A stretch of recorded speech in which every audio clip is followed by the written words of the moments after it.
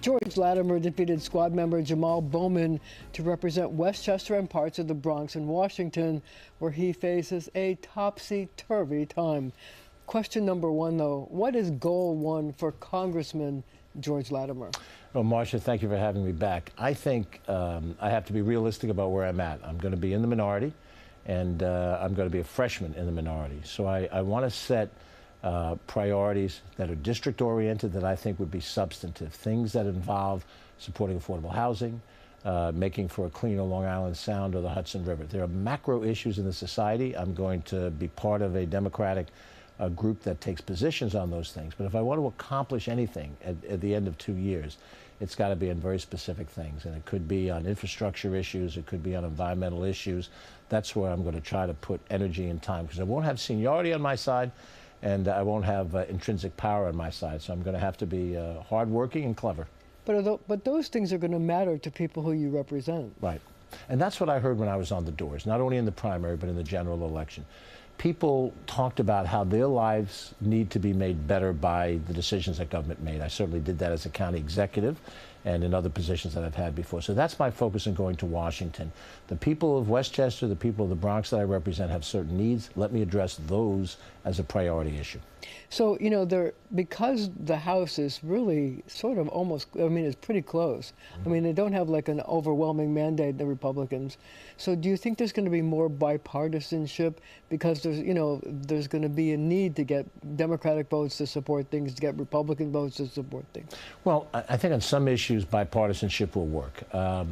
Republican members of the House from New York, as well as Democratic members of the House from New York, want to reestablish the state and local taxation Very deduction. Important to us. That's important, and I think there's bipartisan support for that. So hopefully there'll be progress.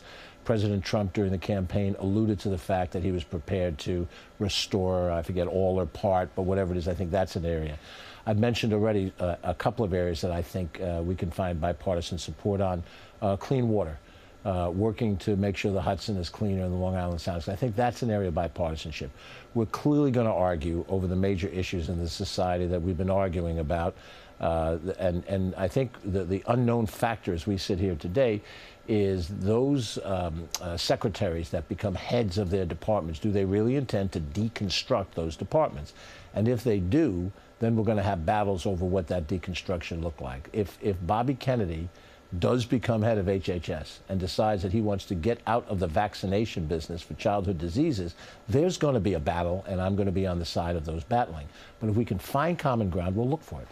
You know, I want to talk to you about Bobby Kennedy because right now he has this lawyer who's been helping him pick candidates. His name is Aaron Spiro, and he has filed a suit against the federal government asking them not to certify the polio vaccine. And I wonder, you know, that's just the beginning of what looks like an anti-vaxxer movement within the Department of Health. And the concern, I think, is legion among people worried about deaths. This is insanity. I'm of an age where the Salk vaccine came out just about the time I was a little kid, and I was vaccinated. No little kid wants to get a shot. I didn't want to get a shot either. But it protected me and my cohorts, my baby boom generation, from what was a crippling disease, polio, in the prior generation. And then all of the different childhood vaccinations you get for measles, for chicken pox, smallpox, all of these different diseases. Some of them have been eradicated, some of them have been lessened. To go back and revisit that because you have a philosophy about vaccinations, to me, is just simply insane, and it puts people at risk. Now, I understand that a lot of the anti-vax movement came out of the COVID crisis and the way people felt they did not want to take a COVID vaccination. And COVID vaccination came along quickly to deal with the pandemic. But the other issues that we're talking about have been settled science over 50 plus years. So as an example, and I knew Bob Kennedy back in his environmental days when he was with the Riverkeeper, and he was committed to environmental protection. But what he's saying now about public health makes no sense to me, and I think there'll be a significant pushback.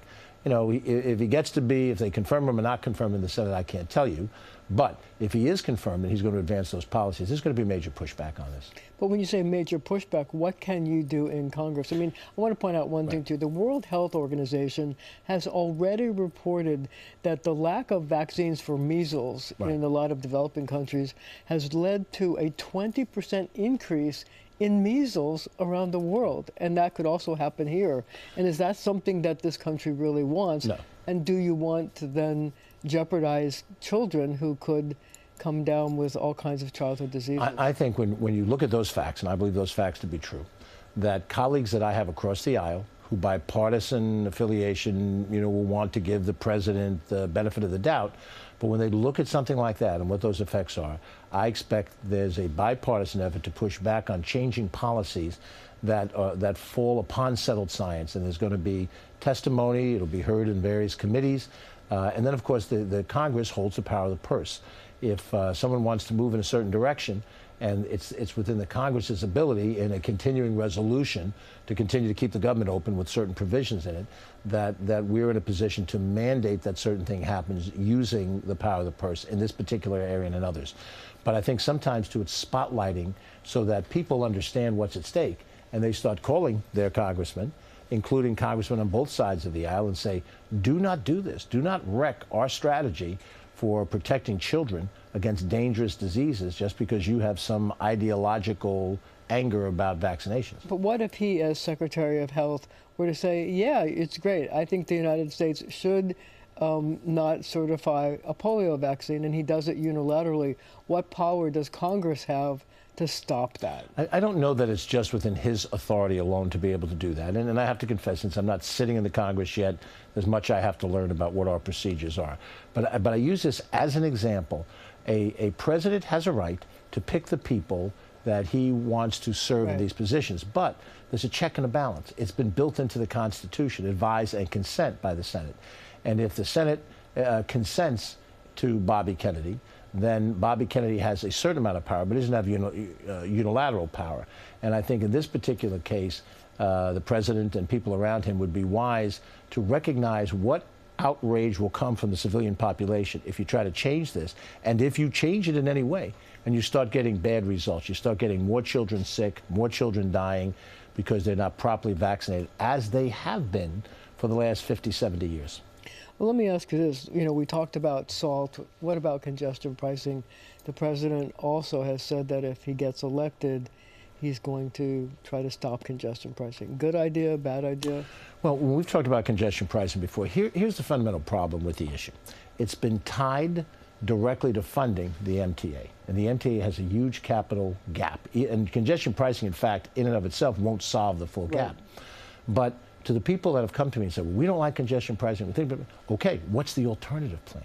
Do you have an alternative plan? Nobody's offered an alternative plan. Well, the alternative plan is to get more money from the federal government to fund the MTA. Right. I mean, you can argue, look, the MTA has 47% of the national ridership, gets 17% of the federal money. There's a disparity, but that doesn't mean that they're going to get it. Right, but the point is making that case, when you look at every Western democracy, if you look at the metro system in Paris, the underground system in London, the nation understands the value of mobility in Paris and mobility in London and in Tokyo and in Rome and so forth. So we have to try to make that case. And the key would be for me as a New Yorker. Now, I've run a bus system in Westchester County, second largest bus system of ridership in New York State. The important thing to understand is that other parts of the country that don't have mass transit have other needs. They have needs for water access. They have needs to dispose of waste. As a New Yorker, I'm happy, and others are happy to support their needs in their portions of the country. They need to understand the need that we have for mass transit. It's not just New York either. It's Philadelphia, Chicago, Washington, some of the other major urban centers, Boston. So that's the argument we have to make. And if congestion pricing were not to happen and there would be no money, we would see a degrading of the commuter rail and the New York City subway system. Not good for our economy. On that note, we're going to leave it right there for now. Up next, a new name in the race for mayor, Jim Walden.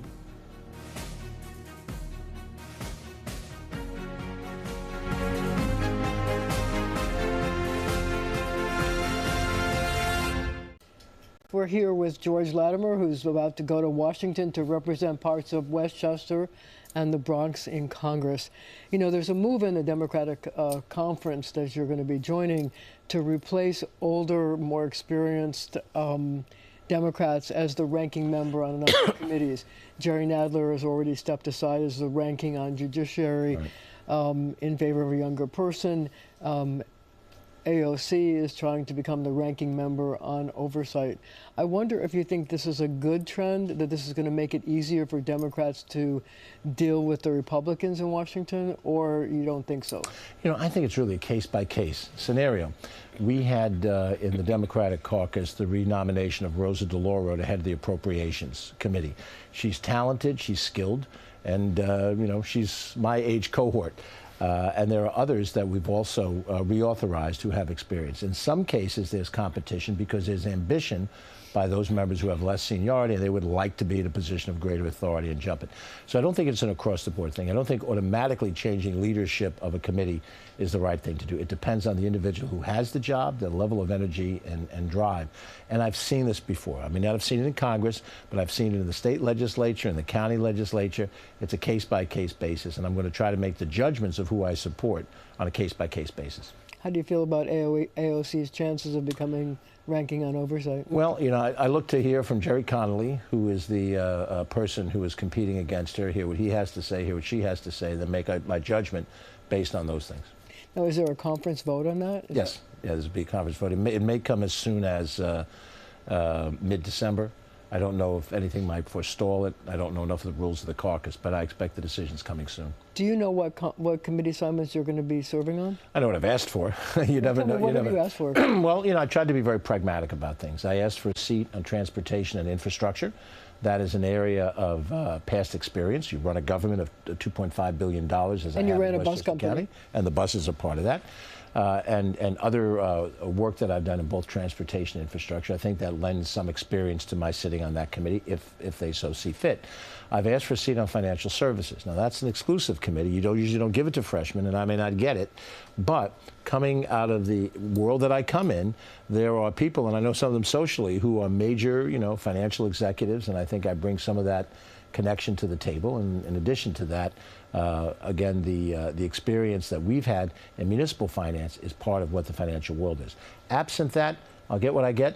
Whatever I get, I'll work hard, and I'll try to prove to leadership that I'm worthy, if there's a second term, of additional responsibility.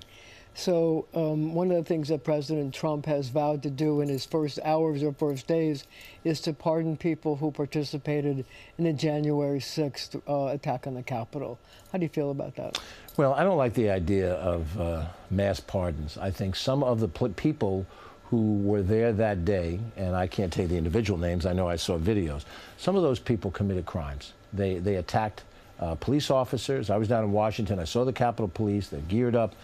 You don't jump into the face of a Capitol Police officer and try to go around what they're telling you to do. And stealing things from Nancy Pelosi's Stealing office. things and doing some awful things. So I think an across-the-board pardon would be ill-advised.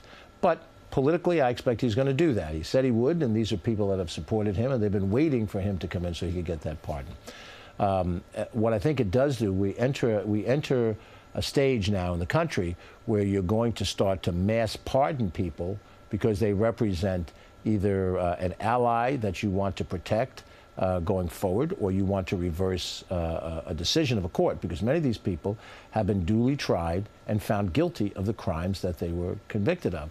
Now, you know, the Biden administration, at the time that we're having this conversation, they face, when they leave office, some of the people that were part of the administration may be trumped up on charges and then face the Trump administration's DOJ going after them. So do you mass pardon them in advance in anticipation of what might be political prosecutions? This is an area in the United States of America we have never gone down before. This is different. This didn't happen in past generations, not back to George Washington. It's a dangerous precedent. You start to get to the point you begin to believe that getting political office is not just to change policy, you've defeated your enemies, but you want to destroy your enemies. So basically, it's a double system of justice. Like, if you're with me, I'm going to protect you, right, even if you commit crimes. But if you're not right, with me, you could be prosecuted. Right, and if I can prosecute you, even if I don't convict you, I could take you into court. I could cost you a lot of money. I may not have the money to get private lawyers to defend me at this high level. You could bankrupt me. And even if you don't convict me, you could destroy me. So do you think that President Biden's pardon of his son sort of gave President Trump sort of a carte blanche or cover for pardoning the people he's going to pardon? I don't think he needed a cover. I think he's intending, he hasn't done it yet, but I think President Trump is going to pardon the January 6th insurrectionists. I think he talked about doing it for such a long time that it would be no surprise to me. And I don't think he needed the Biden decision to do it. I think President Biden had said a couple of times he wouldn't do it, and if he thought he might do it, then he shouldn't have said that, to leave open the possibility. Because when you say you're going to do something a couple of times, then you do the opposite, you regret it, and it creates a negative image. And I think that negativity is there. But already President Biden's also been pardoning other people, and he has time left. He can pardon even more people. He could. And the thing about it is, if you take a look at various presidencies, Bill Clinton, Barack Obama, at the end of their term in office, there were all thousands, literally thousands of people pardoned. Some were, big names, and some were just people who got caught in the criminal justice system. My question to you is this: do you think that this system of pardons has been overworked, overused, because it seems to create a little bit of a whiff of scandal at the end of almost everybody's administrations? Yeah. Well, I think what's happening now is at a scale that's much greater than what we've seen before, which you've said is accurate. At the end of a presidency or the end of a governorship, the outgoing person, if they're not going to continue in office, they grant pardons to people based on their priorities, their philosophies. But the prospect of a mass exoneration of everybody that was part of what was a criminal act on January 6th. Not everybody did the same level of action and activity. So I still want to go back to the case-by-case scenario. But some of those individuals did violent acts and should not be set free, and they'll be set free for political reasons. And then the action-reaction may have Biden say, you're going to prosecute Liz Cheney because she opposed you. I'm going to pardon her in advance. You're going to go after Mark Milley, the Joint Chiefs of Staff, because you didn't do the things he told you to do. You don't like him, so you're going to try to bring him back and court-martial him, so I'm going to pardon in advance. And that's why I say we enter it. We enter what I consider sort of this banana republic type of mindset where it's me and my crew and you and your crew, instead of we're Americans. And if you pardon somebody, there's a reason for it that's been properly discussed, and it's evidenced that there's some reason for the pardon. So you say it's a troubling precedent. It's troubling. So let's move on to another possibly troubling precedent, the deportation of people who've come here seeking asylum. The president has vowed to get rid of many of them. The mayor of the city of New York has said he would agree with the Homeland Security and the new borders are to deport people who've committed crimes. What's your position on that? Well, if you want to look at it as a symbolic statement, Donald Trump began his political career coming down the escalator, being critical of immigration across the board. When he was president, he supervised the division of families, and he had children housed in different places. We had 1,000 or so in Westchester County for a period of time under federal responsibility. So it's been pretty clear that he's made a pillar of his political career against immigration. We needed to have better immigration control at the border. We did not get it during this administration, and there are more people that came in. But the asylum system, under the rules, people came into the system, and the system was broken, and we saw the effects of it. And Eric Adams was correct to the extent that as Governor Abbott bussed them into New York City, and he was required by law to house them and feed them, we developed a mess, a financial mess, and a administrative nightmare. Having said all of those things, deportation of 12 million people has never been conducted ever in the history of the world in any effective manner. So arguing that you're going to try to deport everybody, and you're going to have all sorts of complications in that, and which parents are being deported, but the children are legitimately American citizens. You may not like that law, but that's a constitutional provision in the 14th Amendment. If the target is going to be to identify those individuals who are here without documentation, who have committed crimes, serious crimes, and we're going to put the time and the energy and effort to identify those people and deport those people, I could support that. Because these are people that have done things that really are awful and can't be countenanced. We had an individual in Westchester County, and we're prosecuting him to the fullest extent of the law. But once you get beyond whatever that number is, and you start taking people who are gainfully working in this society, contributing to the restaurant, contributing to the gardening groups. There are many jobs that we need people for. Absolutely. It seems to me that what you want is a revised worker program, because most of the people that come here, they're less looking to vote in an election. They want to have a safe life and gainful employment. And if you need their employment in certain industries, in the agriculture industry and so forth, that there would be a way to shape that. Ronald Reagan believed that. George H.W. Bush believed that. So I don't think it's a partisan, this is what a Democrat thinks. I think there's been a consensus of what reform could look like if we can get to that reform. But when you start talking about deportation of 12 million people, where are you going to send them to? How will they be accepted when they get there? There's no existing relationship with the home country that a person might have originally come from. And you put them back in an environment where there's no mechanism for them to return, you may wind up having them in a deportation camp on a long-term basis. And then who's going to feed them there? So this is an ill-thought-out strategy. I would argue, if you ask me what I think about his proposal makes sense, root out those individuals that have committed the kinds of crimes that sacrifice them to be taken out of the country. And that's not an insignificant amount, and it's not going to be easy to do it. Put your energy into that as an initial statement, and then let's see what the result, if you can accomplish that task, would be.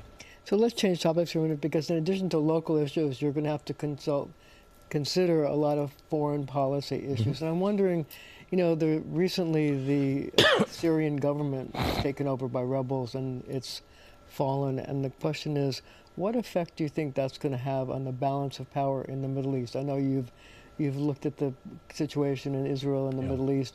Do you think it helps, it hurts?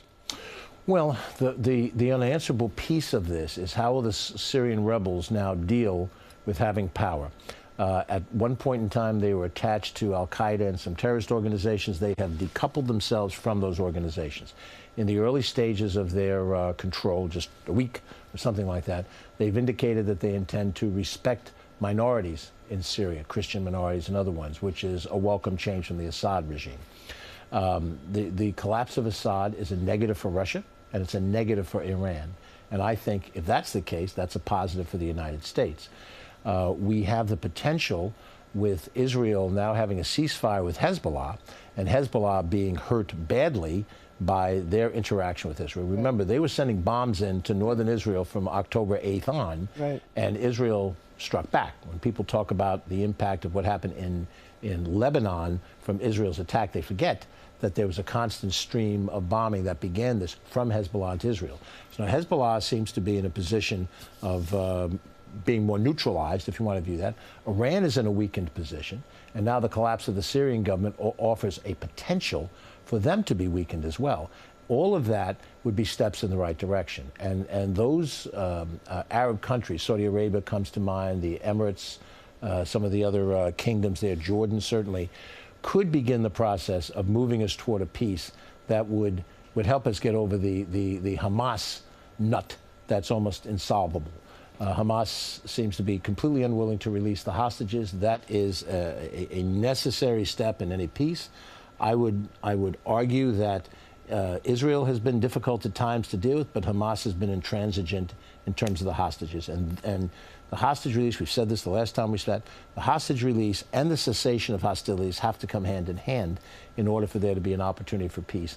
And then if the Syrian rebels are preparing to run Syria in a different, more positive way, then there's optimism.